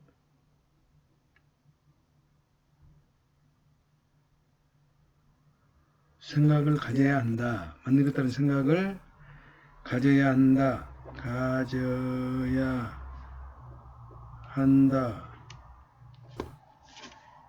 태도를 계획하는 일은 하루 세일즈를 계획하는 데 있어 다른 일만큼 중요하다. 신규가 불편한 하루도 당신은 보통 일을 하러 간다. 그럴 때는 불편한 마음을 무슨 수를 쓰더라도 드러내지 않아야 한다. 그런 감정을 없앨 수 없으면 이에 정면으로 등해야 한다. 그래야 누군가 매장 문을 열고 들어오거나 전화를 걸어올 때 당신의 불편한 심기를 한편으로 밀어놓고 응대할 수 있을 것이다. 하지만 우선해야 할 일은 자신이 어떤 감정 상태로 있는지 깨닫는 것이다. 자신의 마음을 스스로 통제하지 못한다면 방문객에게 이런 감정이 전달될 수밖에 없다. 이런 상황에서 신뢰관계를 구축하기 위한 어렵다, 요란한 일이다. 자, 나는 매일 하루 일을 되새기며 내가 했던 말과 행동 남김없이 회상하고 한다. 그리고 다시 오겠다는 말을 남기고 떠난 사람들에게 내가 더 이상 잘 행동했어야 하는 점은 없는지 확인하고, 그렇다고 확신이 든 다음에야 잠이 든다. 다시 오겠다는 말을 하며 떠나는 사람은 매장문을 열고 나가는 순간 있는 것이 좋다. 나는 고객을 식별하는 판단력이 꽤 좋은 편이지만 그런 말을 하는 사람은 영원히 다시 오지 않을 것으로 생각한다. 때로 진짜로 다시 방문한 사람들도 있지만 만약 당신이 그런 사람들을 미래의 수익원으로 생각하고 있다면 그건 당신이 아마추어이거나 스스로를 속이고 있는 의미와 스스로를 속이고 내가 발견한 사실 중 하나, 이를 인정하고 싶어하는 사람은 없겠지만은 내가 팔지 못하면 다른 누군가가 그 사람에게 팔 거라는 사실이다. 회사에서는 흔히 어떤 세일즈맨이 고객을 잡지 못하면 그 마음이 완전히 떠나기 전에 다른 세일즈맨에게 고객을 넘기길 바란다. 나는 나보다 뛰어난 세일즈맨은 없다고 생각하기를 좋아하지만 이 세상에서 완벽한 사람은 없으므로 때로는 다른 세일즈맨에게 고객을 넘기는 것도 유용할 때가 있다. 나는 한때 같은 매장에 있는 세일즈맨에게 세일즈 실패한 것 같으면 그 고객이 나에게 넘겨달라고 말한 적이 있다. 그리고 그럴 경우 판매 기회를 넘긴 대가로 $10를 지불하기로 약속했다. $10, 25만원? $10면 25만원 맞지? 112만 5천원 곱하기 1200원 12,000원? 10달 그제 동그라미 하나 더 푸니까 12,000원. 내가 누구에게 세일을 할 수 있음을 믿어달라는 이야기는 아니지만 실제로 그런 그들 중에 일부의 물건을 파는 데 성공했다. 그런데 이런 식으로 판매에 성공하면 고객을 넘긴 그 세일즈맨이 불쾌해하는 것 같아 곧 그만두었다. 그들은 그 고객에 대한 모든 권리를 $10에 포기한 것이라는 개념을 받아들이지 못했다. 그들은 나의 판매 수당을 나눌 것을 요구했고, 그래서 나는 그런 식으로 더 이상 일하지 않았다. 당신이 이와 비슷한 방식으로 시대 보고 있다면 사전에 다른 세일즈맨에게 약속 조건을 확실히 이해하도록 해야 할 것이다. 하지만 한편으론 이런 일을 한번 해보라고 권하고 싶기도 하다. 왜냐하면 매장을 나가려는 사람을 붙잡고 세일즈를 하는 것만큼 세일즈 기술이 향상시킬 수 있는 좋은 연습 방법은 없기 때문이다. 그리고 상대방의 마음을 돌려 세일즈에 성공하는 것만큼 기분 좋은 일도 없기 때문이다. 이런 식의 세일즈는 당신의 기술을 시험해 볼 수 있는 가장 좋은 테스트 방법이기도 하다. 이런 방법을 시도할 때는 우선 알아둬야 할 것은 당신의 동료가 어떤 판매 방식 기술을 사용했는지 하는 것이다. 그래야 그와 다른 방법으로 적용할 수 있다. 다른 세일즈맨이 시도했던 것과 똑같은 방법을 사용해 봐야 아무 소용이 없다. 당신은 달리 접근해야만 한다. 다른 세일즈맨이 그렇게 하지 않았다면 고객에게 직접적으로 무엇을 찾고 있는지 혹은 무엇을 필요로 하는지 물어보는 것도 좋은 방법이다. 동료 세일즈맨을 헐뜯거나 비방할 필요는 없다. 하지만 고객이 당신에게 그와 유사한 질문을 한다면 당신은 그저 동료를 도우려 한다는 사실만 인식시키면 된다. 그러면 그저 경계심을 늦출 수 있는 긍정적인 태도로 거래에 임할 것이다. 앞서 말했듯이 고객이 문을 열고 들어와서 당신과 대면하게 만드는 것이 가장 중요하다. 고객이 대문을 열고 와서 당신과 대면하는 게 가장 중요하다. 만드는 것이 중요하다. 그리고 그렇게 만들기 위해서는 계획이 필요하다. 또 계획을 세우기 위해서는 누가 당신의 최고 잠재 고객이며 이들의 가장 효과적으로 경제적으로 접근할 수 있는 방법은 무엇인지에 관해 많은 판단력, 이 필요하다. 잠재 고객을 얻고 그 잠재 가치를 이끌어내기 위해서 비용에 관한 의사결정도 필요하다. 비용과 가치를 결정하는 것은 당신은 얼마나 시간을 낼 수 있느냐에 달려 있다.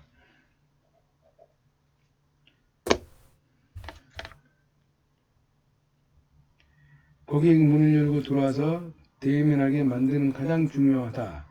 그리고 그렇게 만들기 위해서는 계획이 필요하고 또 계획을 세우기 위해서는 누가 당신의 최고 잠재 고객인가, 이들의 가장 효과적인 경제적으로는 접근할 수 있는 방법은 무엇인지에 관해 많은 판단이 필요하다. 잠재 고객을 얻고 그 잠재 가치를 이끌어내기 위해 비용에 관한 의사결정도 필요하다. 비용과 가치를 결정하는 것은 당신이 얼마나 시간을 낼 수 있냐에 달려 있다. 만일 당신에게 여유 시간이 많고 전화로 세일즈를 성공시키는데 노하우를 갖고 있다면 기존 고객에게 전화를 하는 일에 기존 고객에게 전화를 집중하는 것이 가장 경제적인 방법. 전화로 세일즈를 성공시키는데 노하우를 갖고 있다면 잘 수 있다. 다시 돌아오셨다. 다시 돌아오셨다고 말한 고객이 매장을 떠나기 전에 그 이름과 주소를 얻어냈다면 고객에게도 전화 세일즈를 할 수 있을 것이다. 물론 전화가 당신에게 유용한 수단이 될 수도 있지만 잠재 고객 한 사람 한 사람에게 전화를 하려면 너무 많은 시간, 잠재 고객 한 사람 한 사람에게 전화를 하려면 너무 많은 시간이 소요된다. 만약 그만큼의 시간 여유가 없다면 틈새 시간을 활용해 우편물을 보내는 방법도 좋다.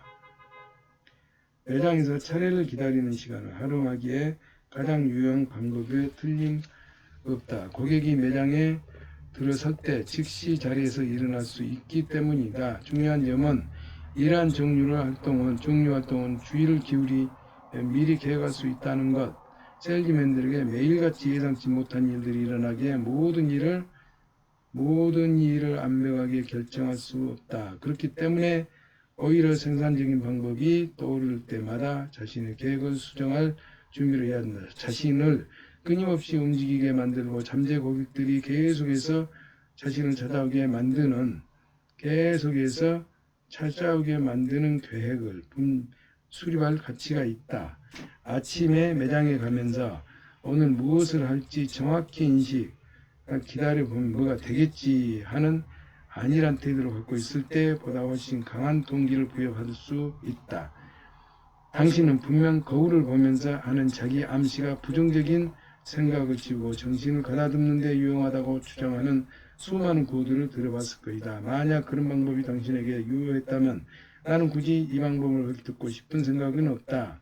하지만 내 경험으로 미루어 볼 때 매일 아침 계획을 세우는 것이 가장 효과적이다. 나는 아침 대문을 나서면서 이런 말을 대낸다. 나는 지금 어디로 가고 있으며 무엇을 할 것인지 안다는 것이 바로 그것이다. 나는 사무실로 가야 가야 하는 확실한 이유를 가지고 나는 사무실로 가야 한다는 확실한 이유를 가지고 움직인다. 이러한 동기부여는 하루의 업무 계획이다. 꼭 필요한 또 하나의 이유이기도 하다. 하루 아주 상세한 부분까지 계획을 세울 수는 없다 하더라도 계획을 수립할 필요는 충분하다. 매일 계획을 수립하고 가능한 그 계획에 맞춰 일해라. 오래되고 진부한 슬로건이지만 이 말이야말로 우리 모두에게 여전히 가치 있는 조언이다.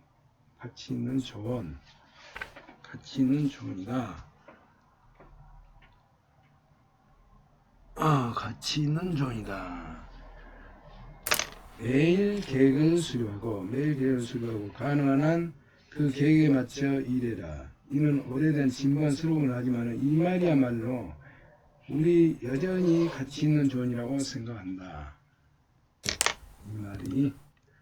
그리고 하루 일을 마감하면서 당신이 얼마나 계획을 얼마나 계획을 훌륭하게 세웠으며 그 계획이 얼마나 현실적이었는지 하나하나 검토해 본다. 모든 일이 의도에 조금씩 멈췄다 해도 스스로 자책할 필요는 없다. 문제점이라면 오히려 욕심이 과했던 것. 나는 우리 모두가 많은 시간 동안 매우 열심히 일하고 있음을 알고 있다. 하지만 중요한 것은 앞서 말했듯 얼마나 열심히가 아니고 얼마나 일을 잘하느냐이다. 당신이 하루에 10통화의 전화를 걸기로 계획을 세워놓고 5통화를 했다면 10통의 전화기를 하고 계획을 세워놓고 5통화만 했다면 앞으로 5통화만 하는 것으로 계획을 잡아야 하지 않을까? 이는 자신의 하루를 검토하면서 자문해야 할 질문이다. 그리고 이는 동기 효율성 측면에서 향상시키는 질문이라고 할 수 있다. 5통화만 하는 것으로 계획을 잡아야 하지 않을까? 얼마나 일을 잘 하느냐이다.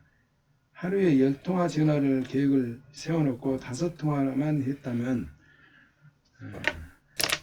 앞으로는 5통화만 하는 것으로 계획을 잡아야 하지 않을까? 이는 자신의 하루를 검토하면서 자문해야 할 질문이다. 그리고 이는 동기의 효율성 측면에서 향상시키는 질문이라고 할 수 있다. 186페이지까지 읽었습니다. 감사합니다.